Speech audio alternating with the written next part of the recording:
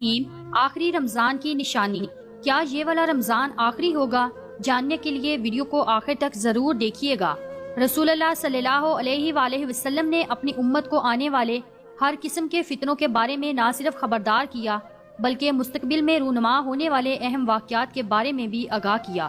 خاص کر ظہور امام مہدی اور خروج دجال سے متعلق واقعات کو تفصیلاً بیان کیا ہے اور کچھ نشانیاں خصوصی طور سے بیان کی ہیں۔ حضرت امام مہدی کے ظہور سے قبل قریب ترین نشانیوں میں سے ایک نشانی رمضان المبارک میں ایک زوردار آواز سنائی دینا ہے، چاہے وہ چیخ کی صورت میں ہو یا دھماکے کی صورت میں۔ نصف رمضان کی رات یعنی 15ویں شب کو ہوگا اور وہ جمعے کی شب ہوگی۔ اسی طرح اس رمضان میں سورج گرہن کا ہونا، آسمان پر ستون کی مانند کسی چیز کا روشن ہونا اور سب سے بڑھ کر اس رمضان میں ملک شام میں سفیانی کی جانب سے مسلمانوں کا قتل و عام کرنا وغیرہ۔ رسول اللہ صلی اللہ علیہ وآلہ وسلم نے فرمایا، رمضان میں ایک زبردست آواز آئے گی۔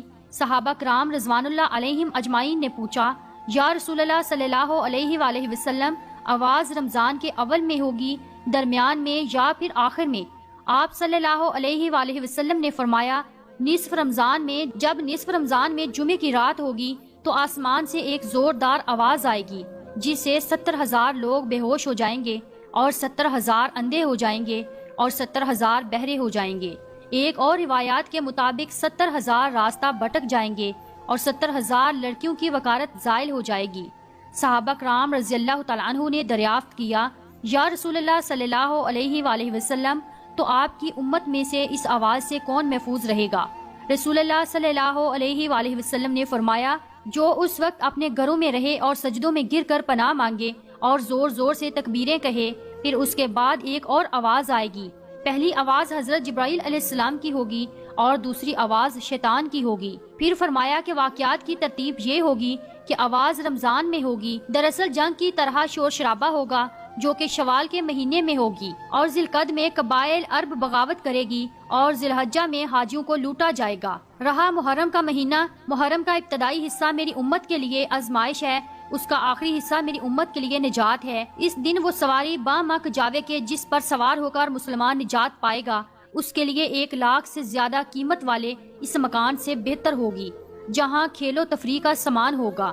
رسول اللہ صلی اللہ علیہ وآلہ وسلم نے فرمایا، رمضان میں ایک آواز سنائی دے گی، شوال میں شور شرابہ ہوگا اور ذی القعدہ میں قبائل کی باہمی کشمکش۔ اس سال حاجیوں کو لوٹا جائے گا اور منی میں بڑا کشت و خون ہوگا، بہت سے لوگ قتل کیے جائیں گے، وہاں اس وقت خون ریزی ہوگی جبکہ وہ جمرہ عقبہ میں ہوں گے، اور محرم میں ایک نداد دینے والا آسمان سے ندا دے گا، یہ مہدی اللہ کا خلیفہ ہے، اس کی سنو اور اطاعت کرو۔ حضرت عبداللہ ابن مسعود رضی اللہ تعالیٰ عنہ سے روایت ہے کہ رسول اللہ صلی اللہ علیہ وآلہ وسلم نے فرمایا، رمضان میں چیخ سنائی دے گی تو شوال میں شور شرابہ ہوگا اور ذی القعدہ میں قبائل کی بغاوت ہوگی اور ذی الحجہ میں خون، اور محرم کا مہینہ تو کیا ہی مہینہ۔ ہم نے پوچھا کہ یا رسول اللہ صلی اللہ علیہ وآلہ وسلم، یہ چیز کیسی ہوگی؟ آپ صلی اللہ علیہ وآلہ وسلم نے فرمایا، 15 رمضان المبارک جمعے کی رات کو دھماکہ ہوگا جو سونے والے کو بیدار کرے گا، کھڑے ہونے والے کو بٹھا دے گا۔ شریف زادیاں اپنی خلوت گاہوں سے جمعے کی رات کو نکل آئیں گی۔ اس سال زلزلے کثرت سے آئیں گے۔ جب تم جمعے کے دن فجر کی نماز پڑھ لو تو اپنے اپنے گھر میں داخل ہو کر دروازے اور کھڑکیاں بند کر لینا اور اپنی چادریں اوڑھ لینا، اپنے کان بند کر لینا، اور جب تمہیں چیخ کا احساس ہو تو اللہ کے سامنے سجدہ ریز ہو جانا اور یہ پڑھنا کہ پاک ہے وہ ذات جو نقائص سے پاک ہے، تو جو ایسا کرے گا وہ نجات پائے گا اور جو ایسا نہیں کرے گا وہ ہلاک ہو جائے گا۔ محمد بن علی رحمۃ اللہ علیہ کا قول ہے، 2 نشانیاں ہیں جو زمین و آسمان کی تخلیق سے لے کر آج تک نظر نہیں آئی۔ پہلی رمضان المبارک کی رات چاند گرہن لگے گا اور دوسری 15 رمضان کو سورج گرہن لگے گا۔ جب سے اللہ نے زمین و آسمان کو پیدا کیا ایسا نہیں ہوا۔ یہ بات حقیقت ہے کہ سورج گرہن ہمیشہ چاند کی شروع کی تاریخوں میں ہوتا ہے اور چاند گرہن ہمیشہ ایام 20 یعنی 13، 14 اور 15 کی تاریخ کو ہوتا ہے، لیکن ظہور مہدی سے ماہ قبل رمضان میں یہ ترتیب بدل جائے گی۔ حضور اکرم صلی اللہ علیہ وآلہ وسلم نے فرمایا، لوگوں، قیامت سے پہلے ایک رمضان ایسا آئے گا جس میں ایک ایسی شدید آواز آئے گی اور دنیا میں کوئی نہیں جان سکے گا کہ آواز کہاں سے آئی۔ آپ صلی اللہ علیہ وآلہ وسلم نے فرمایا کہ اگر رمضان میں ایسی آواز سنائی دے جس کا کوئی کھوج نہیں لگایا جا سکا، تو پھر 1 سال کا رزق اپنے گھروں میں سمیٹ کر رکھ لینا کہاں کی عقل مندی ہے۔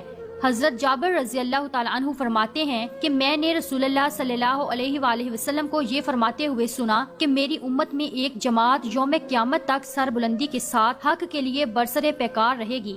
اس سے معلوم ہوتا ہے کہ مومنین کی ایک ایسی جماعت قیامت کے دن تک زندہ رہے، مگر مدرجہ ذیل احادیث طیبہ میں صراحت ہے کہ قیامت سے پہلے تمام مومنین کو موت آ جائے گی اور قیامت کے دن کوئی مومن زندہ نہ ہوگا۔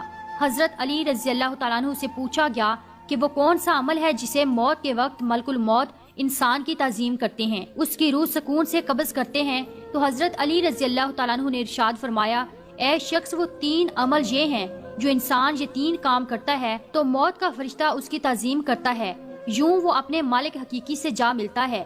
جب حضور اکرم صلی اللہ علیہ وآلہ وسلم کی وفات کا وقت قریب آیا تو آپ صلی اللہ علیہ وآلہ وسلم نے فرمایا، کیا میری امت کو موت کی تکلیف برداشت کرنی پڑے گی؟